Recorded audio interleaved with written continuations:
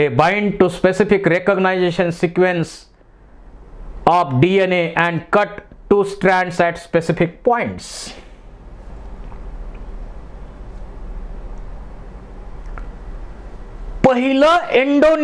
पहिलं restriction endonuclease कोणतं शोधलं? HindII.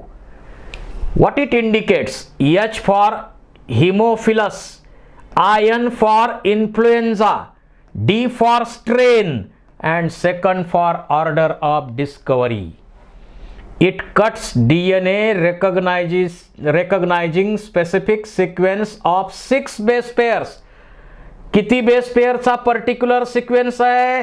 6 बेस पेअरचा पर्टिक्युलर सिक्वेन्स आहे.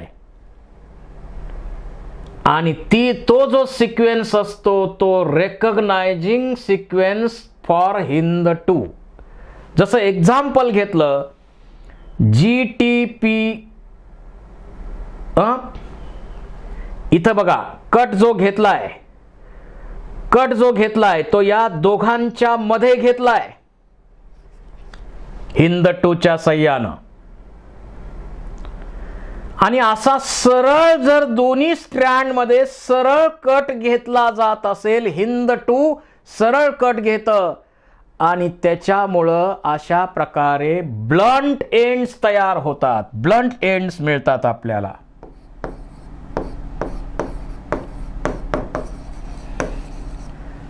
ब्लंट एंड्स मिळतात. अदरवाइज बाकीचे जे आहेत, जसं याच्या पूर्वीचं एक्झाम्पल आपण पाहिलं, इथं जर पाहिलं तर इको R1 कसा कट घेतं ते सर्व ठिकाणी दाखवलेलं आहे. हे DNA आहे आणि या DNA मध्ये असा एक सिक्वेन्स आहे जसं GAA,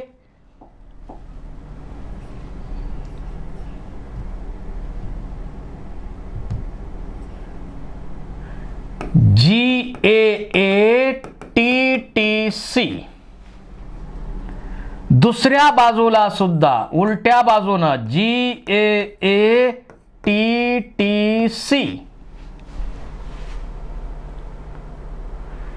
जो सिक्वेन्स इकडनं वाचला आणि इकडनं वाचला तरी सेम दिसतो, त्याला म्हणायचं पॅलिंड्रोमिक सिक्वेन्स, रेकग्नायझिंग सिक्वेन्स. जसं मल्याळम,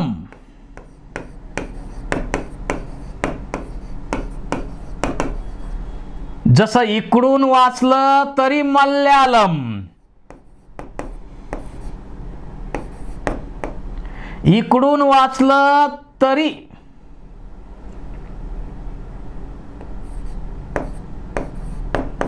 मल्याळम. किंवा सोपं घ्या, मॅडम, MADAM, इकडून पहा MADAM, इकडून पहा MADAM, इकडून वाचलं मॅडम, इकडून वाचलं मॅडम.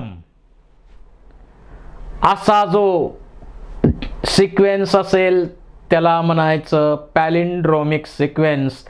आणि या पॅलिंड्रोमिक सिक्वेन्स मध्ये पर्टिक्युलर अशा बेसच्या मध्ये कट घेणार. आणि काय कट घेणार, काय ब्रेक करणार आहे तर फॉस्फोडायस्टर बॉन्डचा कट घेणार.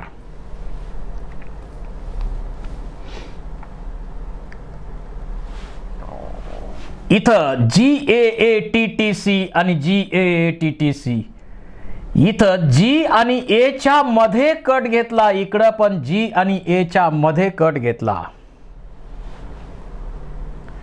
आणि हे सर्व बॉन्ड्स ब्रेक केले आणि 2 तुकडे वेगळे केले. पहा, असे जे एंड्स मिळतात, असे एंड्स मिळाले. एक असं मिळालं आणि दुसरं असं मिळालं.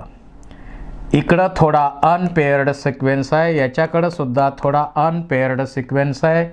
आणि हे हा मधला DNAचा भाग मी परत इकडं काढतो.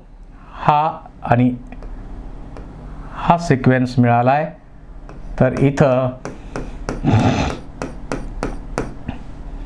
इथला काही पार्ट हा अनपेअर्ड सिक्वेन्स, इकडं पण काही पार्ट अनपेअर्ड सिक्वेन्स, यांना आपण म्हणतो स्ट्रॅगर्ड एंड्स. असे अनपेअर्ड सिक्वेन्स असलेले तुकडे जर आपल्याला मिळाले तर त्याला म्हणायचं स्ट्रॅगर्ड एंड्स.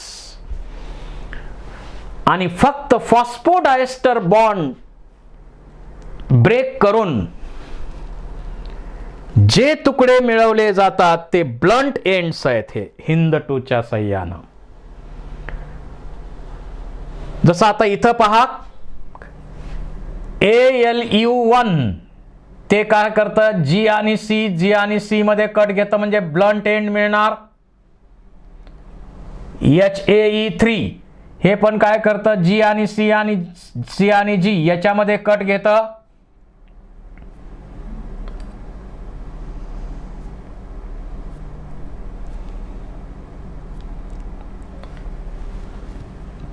त्यामुळं ब्लंट एंड मिळणार.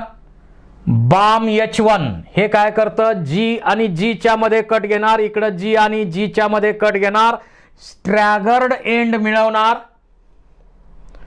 हिंद 3 A आणि A च्या मध्ये कट, इकडं A आणि A च्या मध्ये कट घेणार आणि इथं पण स्ट्रॅगर्ड एंड मिळवणार. इको R1 G आणि A च्या, इकडं पण G आणि A च्या मध्ये कट घेणार आणि स्ट्रॅगर्ड एंड्स मिळवणार. म्हणजे ALU HAE3 produces blunt ends, Bam H1 Hind 3 Eco R1 produces sticky ends. Sticky ends फार महत्वाचे आहेत. आणि किती बेसचे सिक्वेन्स आहेत पॅलिंड्रोमिक? 6 बेसचे सिक्वेन्स, 6 बेस पेअरचे सिक्वेन्स आहेत. बरोबर त्या लोकेशनला त्या 2 बेसच्या मध्येच कट घेणार.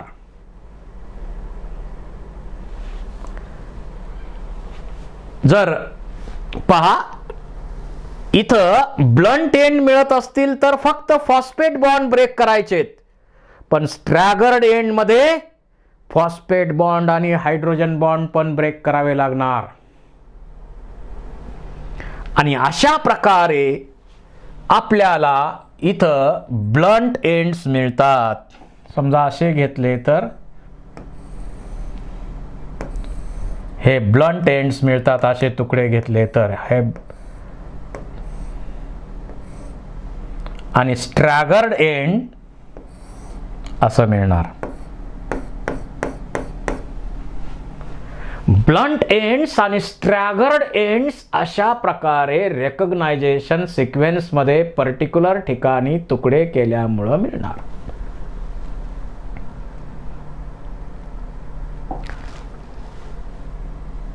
आणि जर तुम्ही restriction endonuclease recognize specific palindromic nucleotide sequence of 6 base pair. It is a sequence of base pair that read in same on 2 strands 5' to 3', 3' to 5' direction. इकडून वाचलं GAATTC 5' to 3'. इकडून 5' to 3' इकडे गेलं तर GAATTC. दोन्ही बाजूनं सेम सिक्वेन्स जिथं असेल तिथंच पर्टिक्युलर अशा 2 बेसच्या मधून DNA कट करण्याची प्रोसेस केली जाते. अशा प्रकारे restriction endonuclease cuts DNA at particular location.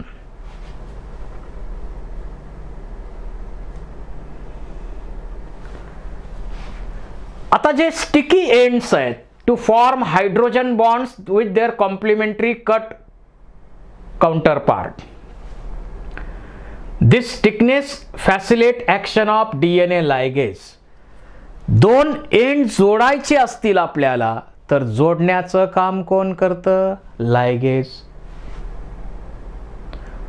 When cut by same restriction enzyme, the DNA fragments have same kind of sticky end. They are joined by DNA ligase.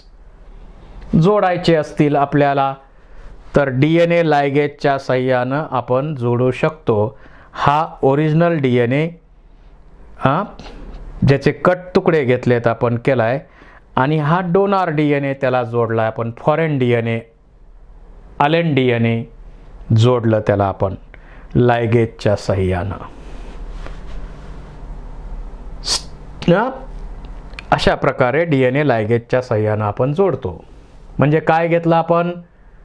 Restriction एंडोन्यू. म्हणजे आता प्रोसेसमध्ये आतापर्यंत तरी काय काय केलं बघा. ज्या सेलमधून आपल्याला DNA काढून घ्यायचंय, डोनार DNA किंवा त्यालाच अलाइन DNA म्हणतो आपण, फॉरेन DNA, ती सेल ओपन करा एन्झाईमचा वापर करून. बॅक्टेरियल सेल असेल तर काय वापरायचंय? लायसोझाईम. तो क्रोमोसोम काढून घेतला, त्याला पॅलिंड्रोमिक सिक्वेन्स मध्ये कट केला आणि जो DNA आपल्याला मिळाला तो donor DNA, align DNA, foreign DNA. तो DNA त्याच्यानंतर आपण काय करतो? रिस्ट्रिक्शन एंडोन्यूक्लियसच्या साहाय्याने कट करून तो मिळवला. त्याच्यानंतर आपण व्हेइकल DNA घेतो, व्हेक्टर DNA घेतो. त्याच्यावर चर्चा आपल्याला करायचीच आहे. आणि व्हेइकलला तो जोडतो आणि रिकॉम्बिनंट DNA बनवतो. आणि ते रिकॉम्बिनंट DNA बनवल्यानंतर ते ट्रान्सफॉर्मेशन करतो आपण सेलमध्ये, ई कोलाय सारख्या सेलमध्ये, कॉम्पिटंट होस्टमध्ये, आणि मग क्लोनिंग करतो. मल्टिप्लिकेशन पाहिजे तेवढं त्याचं करू शकतो. आता याच्यामध्ये पुढचं अतिशय महत्वाचं टूल इथं वापरलं जातं ते म्हणजे व्हेइकल DNA. क्लोनिंग व्हेक्टर त्याला आपण म्हणतो. It is a DNA molecule that carry foreign DNA segment and replicate inside the host cell. तर प्लाझ्मिड बॅक्टेरियोफेज असेल, त्याचबरोबर bacterial artificial chromosome, yeast artificial chromosome, त्याचबरोबर रिट्रोव्हायरस, अशा अनेक प्रकारच्या व्हेइकल DNAचा वापर जेनेटिक इंजिनिअरिंगमध्ये फॉरेन DNAला कॅरी करायला त्याचा वापर केला जातो. इथं बॅक्टेरिया दाखवलेली आहे. हा बॅक्टेरियाचा स्वतःचा क्रोमोसोम आहे, परंतु काही बॅक्टेरियामध्ये एक छोटा क्रोमोसोम असतो, एक्स्ट्रा क्रोमोसोम असतो, त्याला म्हणायचं प्लाझ्मिड. आणि प्लाझ्मिडचा वापर व्हेइकल म्हणून मोठ्या प्रमाणावर केला जातो. मग एका बॅक्टेरियाकडचं DNA, फॉरेन DNA, दुसऱ्या होस्ट बॅक्टेरियल सेलमध्ये ट्रान्सफर करण्यासाठी प्लाझ्मिडचा वापर केला जातो. प्रश्न निर्माण होईल की ते DNA, फॉरेन DNA डायरेक्ट पाठवायचं नाही का? प्लाझ्मिड बरोबरच का पाठवलं ते? प्रश्न बरोबर आहे, पण त्याचं उत्तर बघा. जसं आपल्याकडं एका व्यक्तीचं काम आहे,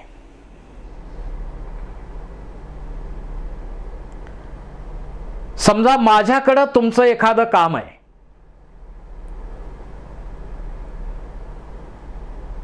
दुसरा एखादा व्यक्ती माझ्याकडे डायरेक्ट आला तर त्याचं काम मी करेल का? नाही. कोण? मी ओळखत नाही तुला. कोण बाबा तू? नाही करणार. पण ती व्यक्ती जर तुमचा वशिला लावून माझ्याकडे घेऊन तुम्ही आलात तर मी त्याचं काम लगेच करेन. का? तर तुमची आणि माझी ओळख आहे, तुमचे माझे चांगले संबंध आहेत.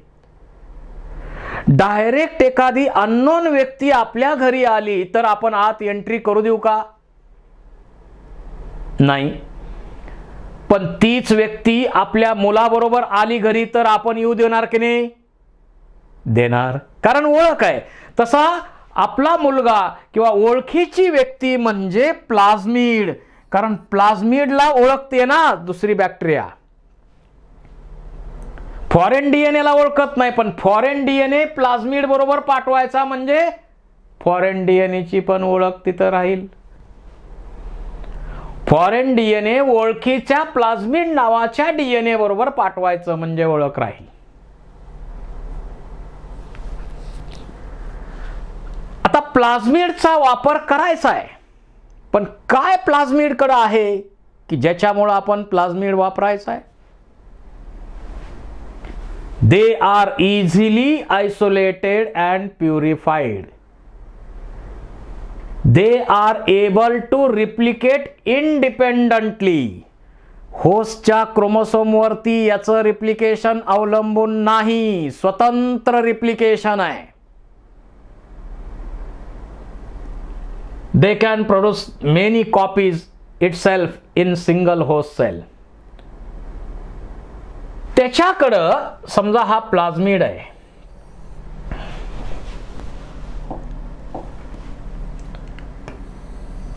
त्याच्याकडं आता हा सुद्धा छोटासा डबल स्ट्रँडेड डीएनए मॉलिक्युलाचा आहे. हा छोटा असला पाहिजे, इझिली आयसोलेट करता आला पाहिजे. तिथं काढलाय फोटोग्राफ. याची साईज लहान असली पाहिजे, म्हणजे लो मॉलिक्युलर वेट असला पाहिजे. याच्याकडं रिस्ट्रिक्शन एन्झाईमची पर्टिक्युलर साईट असली पाहिजे.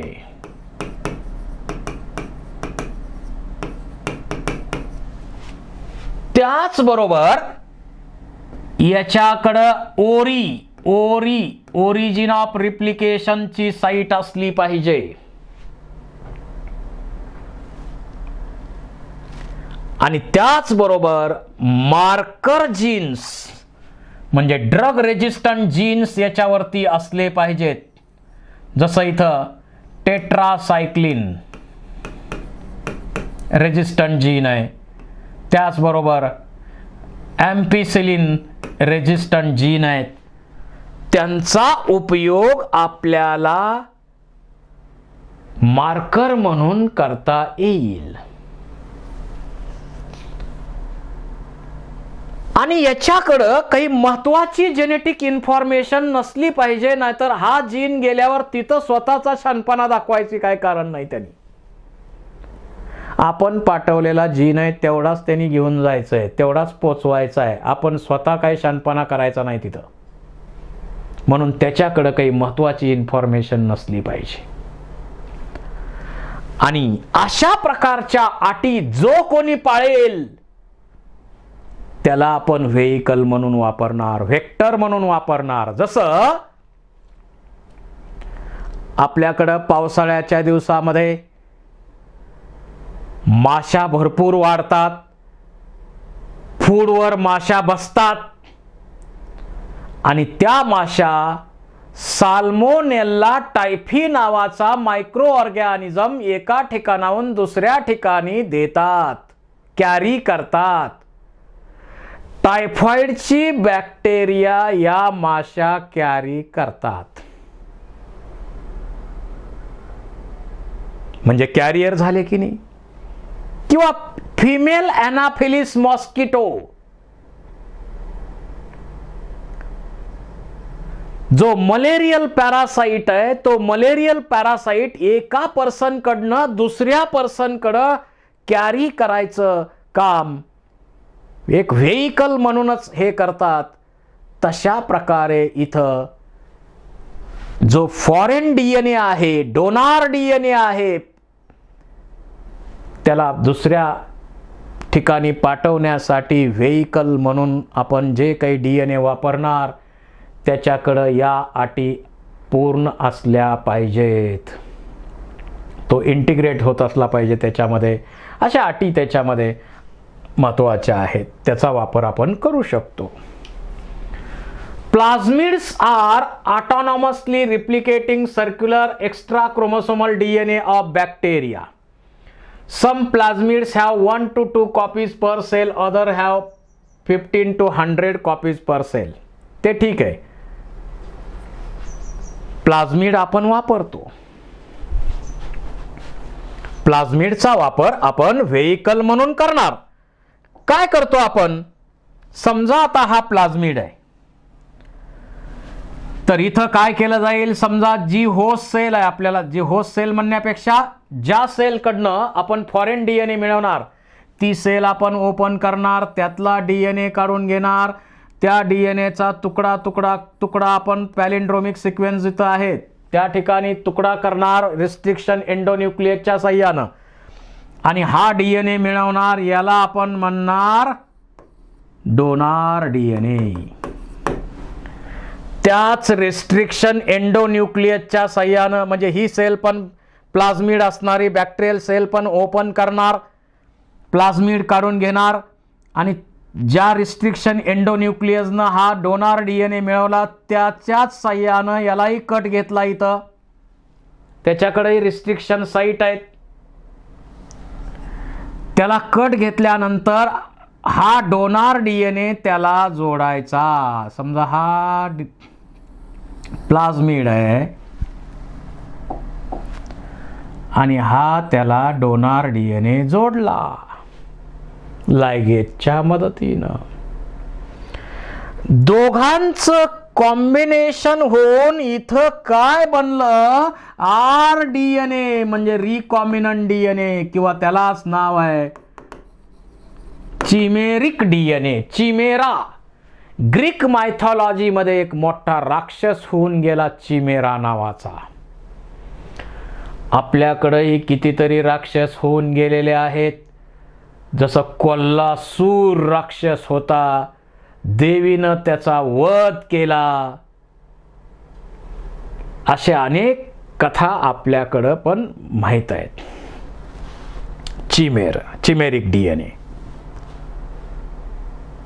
तर प्लाझ्मिडचा उपयोग आपण व्हेइकल म्हणून करतो, पण प्लाझ्मिड किती मोठा